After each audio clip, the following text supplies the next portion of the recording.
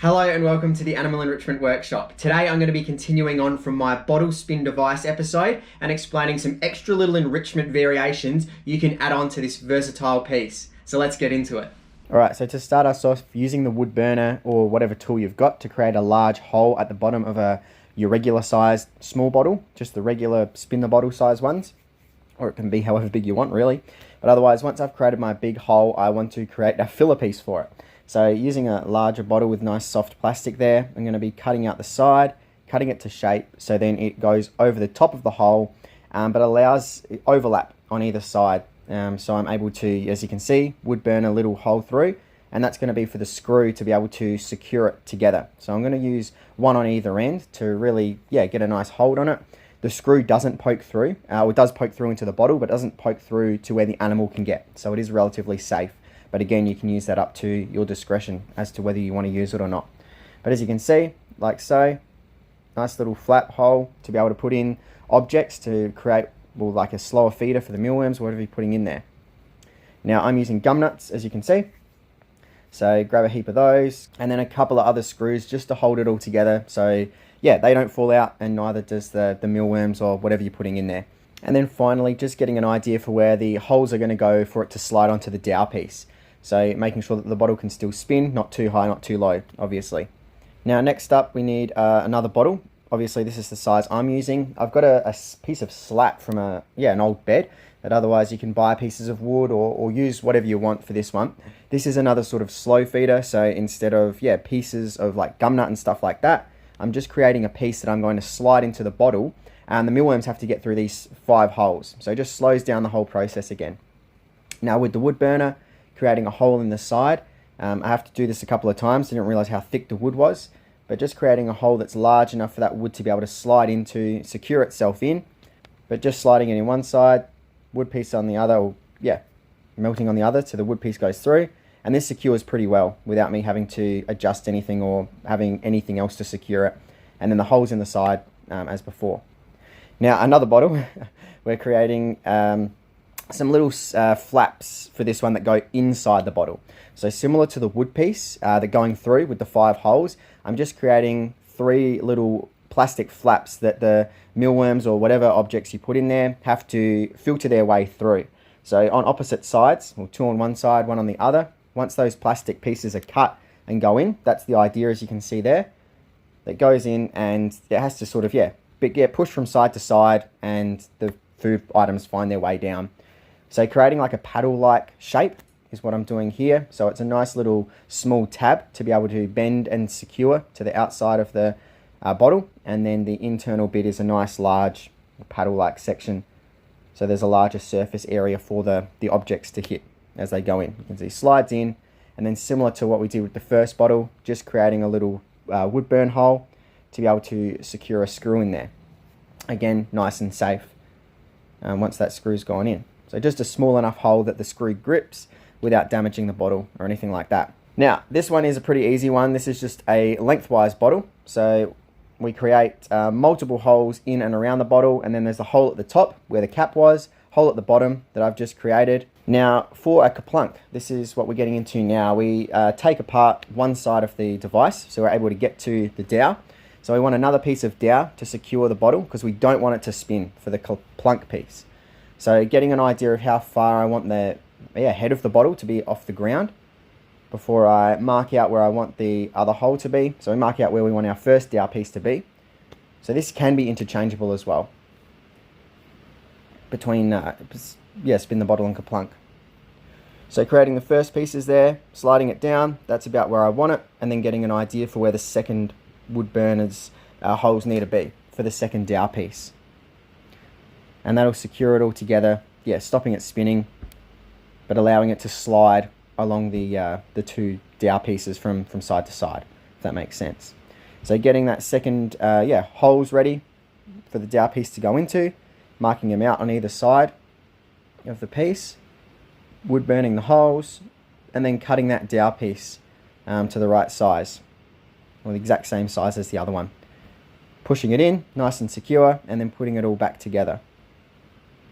As you can see there, should slide in perfectly, and then redoing the screws that you undid to start with. So creating holes, equal holes on either side. These are where our kaplunk little dowel pieces are going to go into to hold the food. The food will get loaded in the top, and then we just have all of these holes that sticks go into.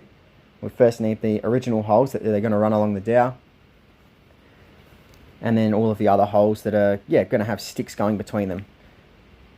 And you'll get an idea for this, putting them at different sizes and different levels on the bottle, around the sides and that kind of thing.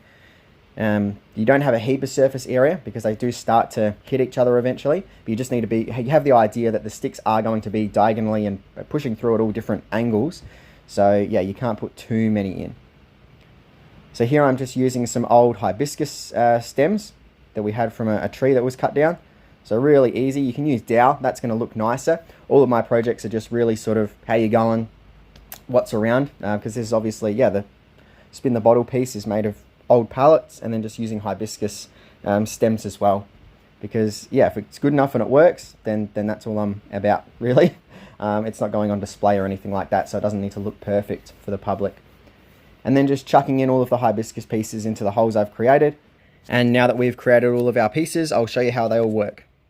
Alrighty, so here we are back with the variations, the original spin the bottles, and then the variations, and I'm going to walk you through them all. So I've already unscrewed the side piece, so I'm going to put them on and speak about them as I do them. But you've got your just original bottle and bamboo one. I thought that was going to happen. So once you've unscrewed the two screws, you can take your side piece off. Now, first up, we've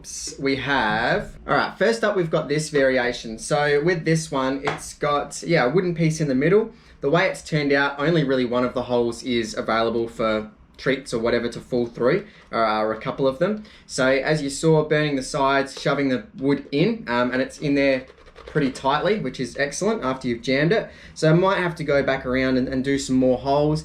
This is just to slow stuff down. Initially, I've used mealworms, and so this worked really well for me, because as the bottle goes on, you can see it spins around, and in some cases, if it slows down right like that, everything can fall out straight away. But this is sort of just like a filter, and it slows the things, whatever you're putting in there, coming out. So maybe a few will fall down each time. So just like a slowing sort of thing with that one. So I really like it. Similar is this one. So this is with our plastic strips put in there. So when this goes on, like so, and spins around, again, it's sort of like a filter. Every time it spins, your items that go in the top make their way down to the bottom, and then when it spins, it sort of hits those little plastic leaves, they sort of look like, and they'll bounce off there, and it'll slow the flow of whatever's coming down. So the initial one is perfect to start with, and then you've just really got some mid-range slowers just to slow things coming out. So they really all are just a variation of slowing the mealworms, grain, peas, whatever you're putting in there from coming out for the animal. Now this is a really good one that I like as well, and this has worked well for mealworms. So put your mealworms in the top. As you saw, to get your gum nuts in there, I've just created this little doorway here so I can shovel them in and then seal it back up here, and the screws can't actually poke out. They're in the bottle, so no harm to the animal there. But always use with supervision if you're worried about anything like that, and just as a general rule. But otherwise, once the mealworms that I've used before go in here, then they filter their way through the gum nuts, and so as it turns around, they sort of filter their way through slowly when the animal pushes it around. So you can use whatever, really. You could use a piece of newspaper in there, you could use leaves, gum nuts. Again, the world is your oyster. Just decide and think about random things that might work for you and the animals that you're working with to slow that sort of stuff down. And then as a final one that I've seen, it's just a different way. You've basically got your bottle this way, however it was originally, and then you can change it up and do it this way, like so. And the animals can, usually for animals with hands, really, not birds and stuff like that. I've seen it used, I think, for meerkats, otters, stuff like that, and they can just palm it around and it'll spin and drop stuff out as they work it like that. Which is an interesting and different way of doing it. I've never done it this way because the animals I work with don't really have the ability to spin it like so.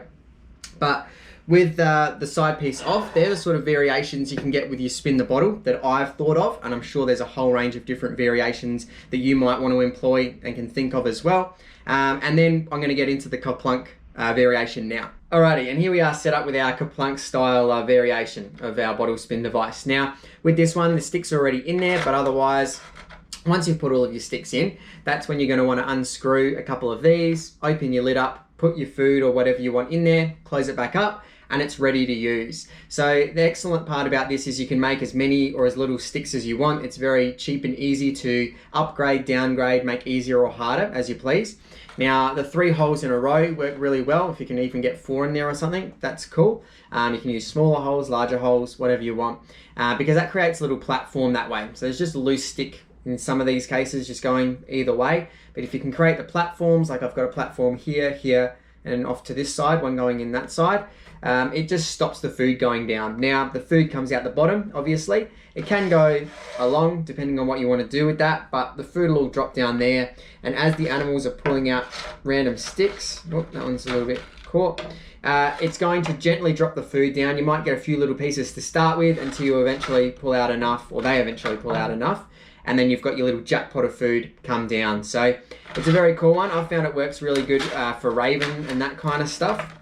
Now, as long as your hole at the bottom is large enough for your food going in, I've used like mealworms, little meat and veg mix and that kind of stuff for some animals, but then you can even go as far as creating like a little parcel, maybe a corn husk parcel or paper parcel. As long as that hole at the bottom is small enough and it can sit on those platforms, then once all those sticks are pulled out, it falls down and then they get their little parcel, which then is another layer on top of getting to their food item, which yeah, you can just, another method to increase or decrease the difficulty that way. Because there is so much versatility with this device, I absolutely love it. Once you've got this, yeah, straight up stock standard base piece, then you can really expand on the devices you're using and make them, as I keep saying, harder or easier. So just because you've then made your Kaplunk, you can then, yeah, add to it and do what you want that way. So as always, thank you very much for watching. Much appreciated, anyone who watches the videos.